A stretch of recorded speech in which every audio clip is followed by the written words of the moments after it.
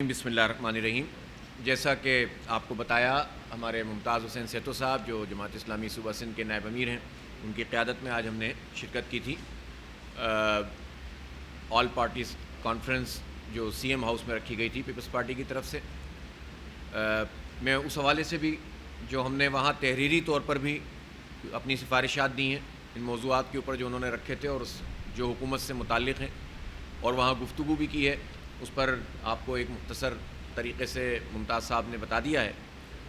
और इस वक्त जो शहर के मसाइल हैं, ख़ास तौर पर एजेंडे में भी शामिल था पाकिस्तान स्टील, उस पर हमने बहुत वाज़ेह तौर पर ये मौक़िफ़ दिया है जमात इस्लामी ने कि अगर सूबा सिंध की और पीपल्स पार्टी की तरफ से ये बात आ रही है कि स्टील मिल की निजकारी नहीं होनी चाहिए और मुलाजमीन को नहीं निकालना चाहिए, लेकिन बहुत वाज़ेह मौक़िफ़ की ज़रूरत है कि किसी भी सूरत में उसकी प्राइवेटाइजेशन नहीं होनी चाहिए और इस पर ख़ुद सिंध हुकूमत को अदालत में जाना चाहिए। पाकिस्तान स्टील का मामला काउंसिल ऑफ कॉमन इंटरेस्ट का मामला है और जो पिछले दिनों जो ईसीसी की मीटिंग हुई या जो कैबिनेट ने फ़ैसला किया है पाकिस्तान स्टील से मुताल्लिक़, यह फ़ैसला गैर आइनी फ़ैसला है, गैर दस्तूरी फ़ैसला है। और जवाज़ वो ये बनाते हैं कि चूँकि सुप्रीम कोर्ट ने कमेंट में कहा है तो हम उसकी बुनियाद के ऊपर अब तमाम मुलाजमीन को फ़ारिग कर रहे हैं। ये सुप्रीम कोर्ट के किसी भी कमेंट का गलत इस्तेमाल और इंटरप्रिटेशन है और यही वजह है कि हमारी जो पासलो यूनियन है उसने सुप्रीम कोर्ट में केस भी किया है और हाई कोर्ट के अंदर भी एक केस मौजूद है जिसकी हियरिंग पीर को होगी और उसमें भी इंशाअल्लाह हमारी पासलो यूनियन भी और जमात इस्लामी भी शरीक होगी और हम शहर के इस इदारे को किसी भी सूरत में नहीं फ़रोख्त होने देंगे और ये जो काम हुकूमत करना चाहती है उसको इस मज़मूम इरादे से इंशाअल्लाह बात रखेंगे।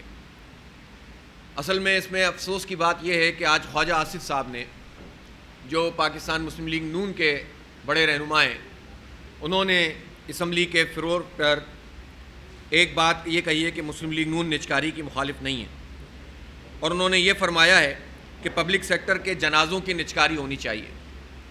मुझे दुख के साथ ये कहना पड़ता है कि पाकिस्तान मुस्लिम लीग नून और ज़ाहिर है उससे पहले पाकिस्तान पीपल्स पार्टी और अब पाकिस्तान तहरीक इंसाफ, इन तीनों जमातों ने ये जनाजे बनाए हैं, इनको लूटा है, इसमें नाअहली का मुज़ाहरा किया है, इन इदारों में उस तरह से काम नहीं किया जो उनको करना चाहिए था। तहरीक इंसाफ के वज़ीर आज़म इमरान ख़ान साहब ने भी ये बात कही थी कि हम स्टील मिल को चलाएँगे, PIA को चलाएँगे, और असद उमर साहब ने भी कहा था कि हम चला कर दिखाएंगे, लेकिन 2 साल तक उन्होंने वहाँ CEO का भी तकर्रुर नहीं किया।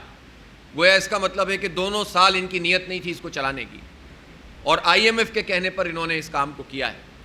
तो तब कोई फ़र्क नहीं है नून लीग और PTI की पॉलिसियों में, वो सारी पॉलिसियाँ दोनों टो कर रहे हैं कि जो उनको IMF हिदायत कर रही है। और आज आपने ख़बर देखी होगी कि बजट से पहले IMF और हुकूमत के दरमियान मुज़ाकरात होने जा रहे हैं। IMF का क्या काम है कि हमारा बजट वो बनाए, लेकिन बराह रास्त वो दखील होते हैं हमारे बजट में भी और उसके साथ साथ उन फैसलों में भी कि जो बजट के अलावा होते हैं, पॉलिसी मैटर्स के अंदर, हत्ता कि हमारे तालीमी निसाब के अंदर भी दखील होते हैं। या आलमी साम्राज्य निज़ाम उसके हरकारों के तौर पर IMF काम करता है, ये छुपी हुई बात नहीं है अब। और हमारे जो हुक्मरान तबका है, चाहे वो किसी भी जमात में हो, इन सब मामलात में वो एक पेज पर होते हैं। वैसे ख्वाजा आसिफ PTI के ख़िलाफ़, इमरान ख़ान के ख़िलाफ़ बात करेंगे और PTI जो है वो नून लीग के ख़िलाफ़ बात करेगी, लेकिन जहाँ अवाम पिस रहे हों और जहाँ पर जो है वो आलमी साम्राज्य ताकतों के मफादात का मामला हो, तो वो उन मफाद परस्त अनासिर दोनों एक ही पेज पर होते हैं और अवाम के ख़िलाफ़ फ़ैसले करते हैं। इसलिए पाकिस्तान स्टील के मामले पर एहतजाज भी हमने शुरू किया है और इंशाअल्लाह अदालती लिहाज से भी हम भरपूर जो है वो इसका दिफा करेंगे।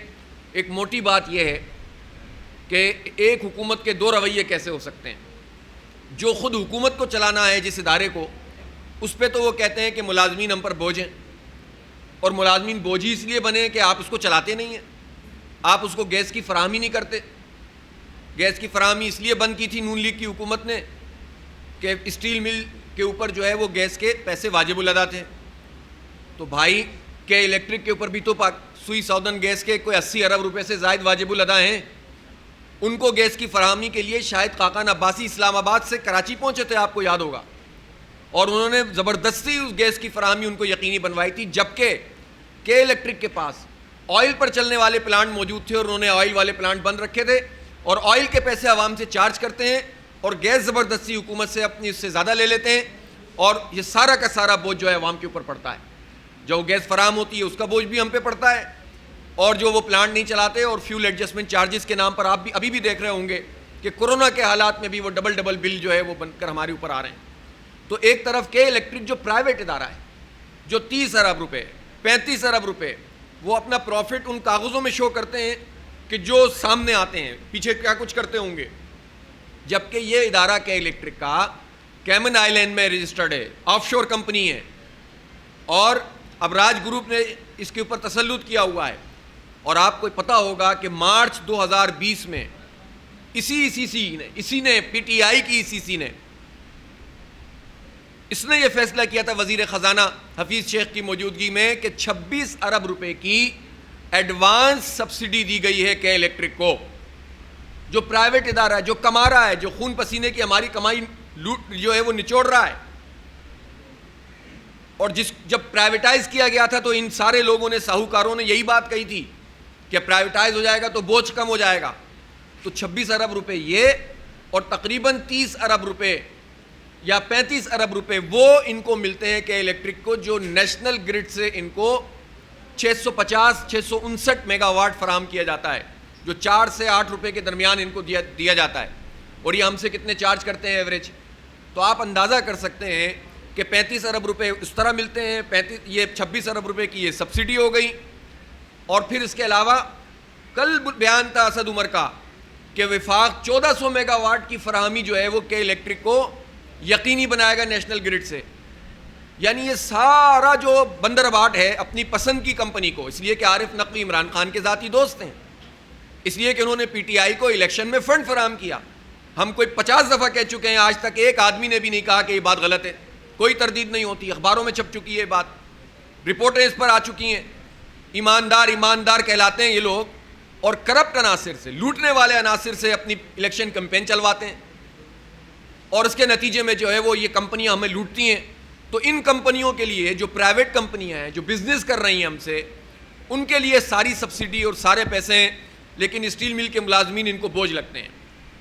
ہم یہ سمجھتے ہیں کہ کوئی ملازم بھی کسی ادارے میں ہو، اس کو کام کرنا چاہیے. کوئی ملازم بھی کہیں پر جاب کرتا ہے، اس کو اپنی پرفارمنس دینی چاہیے. لیکن جب آپ پلانٹ بند کر دیں گے، 2015 میں نون لیگ نے پلانٹ بند کیا تھا، اسی لیے تو خواجہ آصف کو پریشانی ہو رہی ہے، اور اب پی ٹی آئی وعدے کرنے کے بعد مکر گئی ہے. اور پیپلز پارٹی نے جو پروفٹ والا ادارہ تھا، 16 ارب روپے کا پروفٹ پاکستان اسٹیل نے 2007 میں دیا تھا، 16 ارب روپے کا، اور 2 سال کے اندر یہ 10 ارب روپے کے لاس میں چلی گئی ہے. پیپلز پارٹی کی حکومت تھی. گویا پیپلز پارٹی، نون لیگ اور پی ٹی آئی، اس میں کوئی فرق ہی نہیں ہے اداروں کے معاملے میں اور اداروں کی تباہی کے معاملے میں. اور پھر یہ آ جاتے ہیں کہ ہم پاکستان کے حق میں یہ بہتر کرنا چاہتے ہیں. نہ یہ پاکستان کے حق میں بہتر ہے، نہ عوام کے حق میں بہتر ہے. اور پھر ہمارے شہر کے کتنے ادارے بیچو گے؟ کچھ چھوڑا ہے اس کراچی میں آپ نے؟ سندھ حکومت یہاں لوٹ مار کرتی ہے، وفاقی حکومت یہاں لوٹ مار کرتی ہے، کک بیکس یہاں سے لیے جاتے ہیں.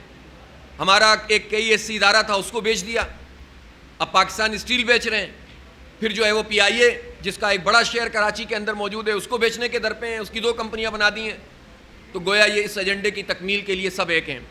ظاہر ہے جماعت اسلامی کسی صورت میں بھی یہ قبول نہیں کر سکتی کہ اس طرح اداروں کی بندرباٹ ہو. ہم آنریبل سپریم کورٹ سے بھی کہتے ہیں کہ اس کو ٹیکنیکل گراؤنڈ پر، قانونی گراؤنڈ پر اور انسانی ہمدردی کی بنیاد پر، اور پاکستان کے اسٹریٹجک ادارے کے طور پر جو پاکستان اسٹیل موجود ہے، جو ایک فولادی قوت ہے جس سے پاکستان کی دفاع کی بہت ساری ضروریات پوری ہوتی ہیں. ایک زمانے میں تو کسی بھی پرائیویٹ اسٹیل کمپنی کو، فیکٹری کو اور امپورٹر کو یہ اجازت نہیں تھی کہ اسٹیل مل کی این او سی کے بغیر وہ کوئی امپورٹ کر سکے. اور اس کی وجہ یہ تھی کہ یہ اسٹیل مل ہماری بہت ساری ضروریات کو پورا کرتی تھی.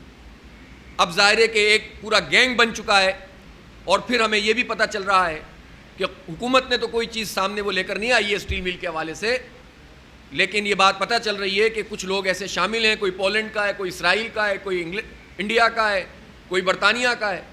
ان لوگوں کو کہ اصل میں کمپنیاں ہیں اور سامنے کچھ اور لوگوں کا رکھا جائے گا، اور اس طرح ہماری جو ہے وہ سیکیورٹی کے اوپر بھی جو ہے وہ اس طرح کے عناصر حملہ آور ہوں گے۔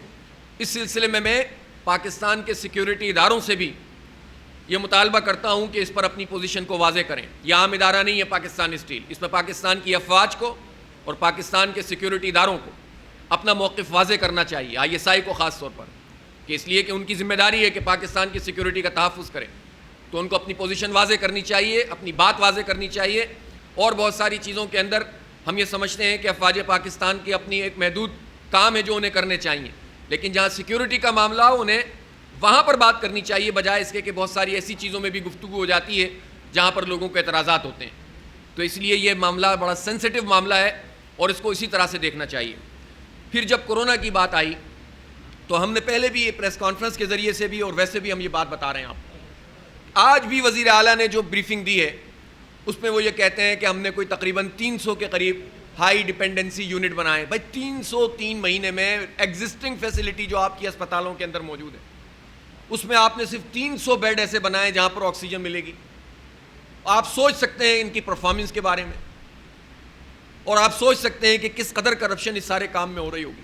ہم کسی کی نیت پہ شک نہیں کرتے، وزیر اعلیٰ نے کوئی 1.5-2 گھنٹے وہاں پر بات کی، لیکن ہم یہ ضرور سمجھتے ہیں کہ اس وبا میں یک طرفہ بات کرنا کہ عوام خیال نہیں کر رہے، عوام خیال نہیں کر رہے، لیکن عوام کا کون خیال کر رہا ہے؟ عوام کو اگر کوئی دل کا مسئلہ ہو تو کوئی اسپتال اسے اٹینڈ کر رہا ہے، کسی کا اپینڈکس کا مسئلہ ہو تو کوئی اٹینڈ کر رہا ہے، کسی کا جو ہے وہ گردے کی ایسے ایسے پیشنٹ ہمارے سامنے آ رہے ہیں گردے فیلئر کی طرف جا رہے ہیں اور انہیں اٹینڈ کرنے والا کوئی نہیں ہے اسپتالوں میں۔ لوگ اس طرح سے مر رہے ہیں، کورونا سے نہیں مر رہے ہیں۔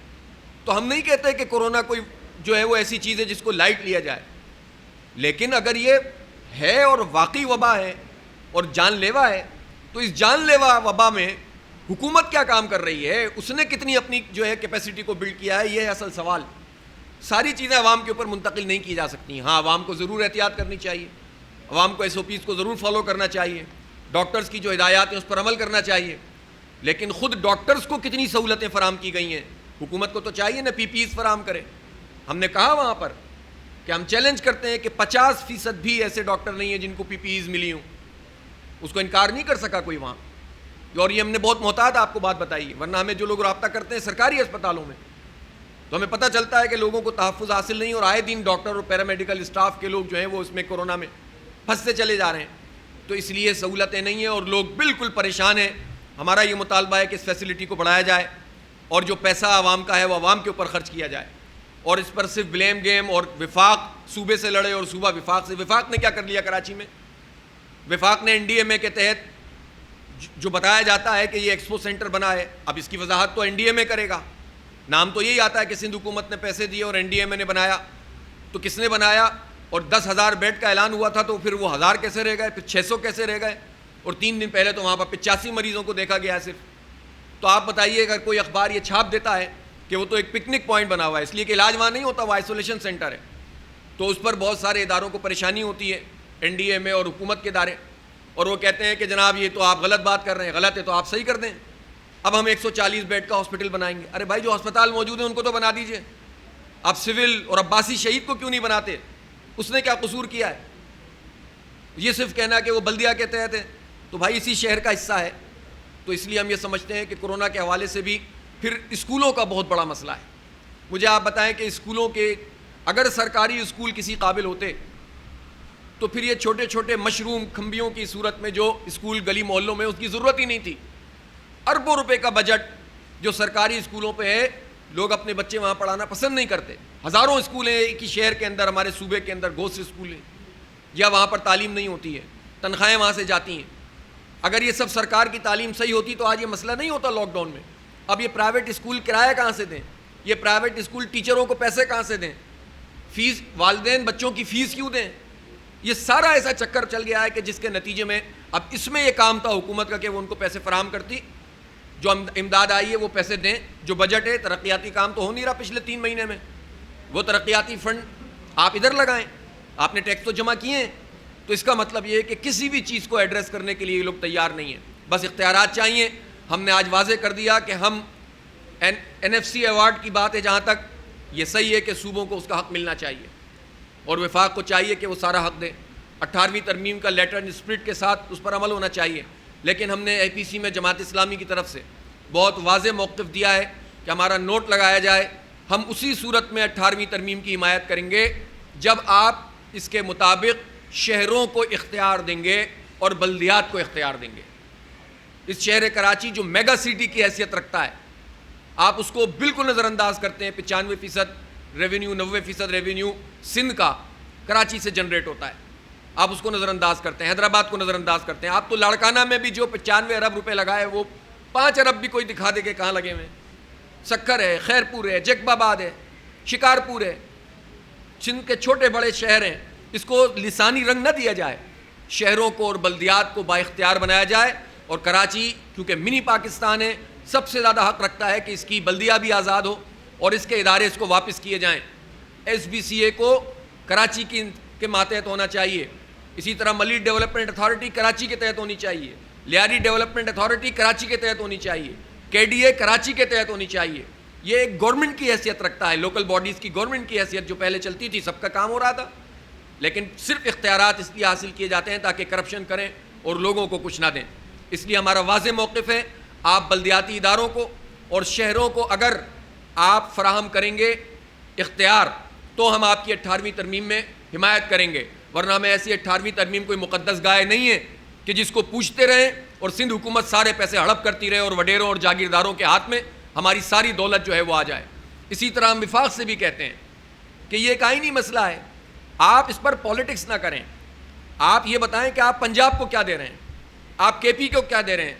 ہماری تو سندھ حکومت کا معاملہ ایسا ہے کہ باتیں ادھر سے ادھر نکل جاتی ہیں۔ اگر ان کو 18ویں ترمیم میں اتنی پریشانی ہے تو کے پی میں کسی اور پارٹی کی حکومت نہیں ہے اور پنجاب میں کسی اور پارٹی کی حکومت نہیں ہے، تو پی ٹی آئی 18ویں ترمیم ہو یا نہ ہو اس کو تو پنجاب میں اور کے پی میں اختیار دینا چاہیے نا۔ تو اس کا مطلب یہ ہے کہ یہ اس طرح کے ایشوز اٹھا کر صرف سیاست ہوتی ہے اور نقصان عوام کا ہوتا ہے۔ این ایف سی ایوارڈ بھی اسی صورت قابل قبول ہے جب پی ایف سی ایوارڈ ہوگا، جب پروونشل فائنینس ایوارڈ ہوگا، اس کے اوپر آپ کام کریں گے تو ہم کہیں گے کہ این ایف سی ایوارڈ پہ بھی ہم زور ماریں۔ تو اسی طرح جو ٹڈی دل کی بات تھی اس کی بھی تفصیل بتا دی آپ کو سیتو صاحب نے۔ تو ان سارے ایشوز کے اوپر ہم نے اپنی ایک بھرپور موقف کا اظہار کیا ہے اور ہم یہ سمجھتے ہیں کہ ہمارا یہ موقف میڈیا کے سامنے بھی آنا چاہیے۔ ایسا نہ ہو کہ کوئی ایسا اعلامیہ جاری ہو جائے کہ جس میں جو ہے وہ ایسی بات ہو کہ جس کے نتیجے میں یہ بعد میں ہمیں وضاحت کرنی پڑے۔ اس لیے آج ہم نے آپ کے سامنے وضاحت بھی کر دی ہے اور اپنا تحریری موقف ہم نے صوبائی جو حکومت ہے اس کو پہنچایا ہے آج اے پی سی میں، اور شہر کے حوالے سے ہم مزید بھی جو ایشوز اس وقت برننگ ہے، پانی کا مسئلہ ہے، بجلی کا مسئلہ ہے، اس وقت ڈومیسائل کا اتنا بڑا مسئلہ ہے، وہاں پی پی سی میں بھی کافی لوگوں نے بات کی۔ جعلی ڈومیسائل اگر حکومت کی طرف سے بن رہے ہیں اور لوگوں کا حق مارا جا رہا ہے تو آپ سوچ سکتے ہیں کہ پھر یہ کیا انصاف فراہم کریں گے۔ تو ان سب ایشوز پہ بھی ہم نے بات کی اور انشاءاللہ آئندہ بھی آپ کے ذریعے سے جو ہے وہ ہم اپنی گفتگو کرتے رہیں گے۔ بہت شکریہ۔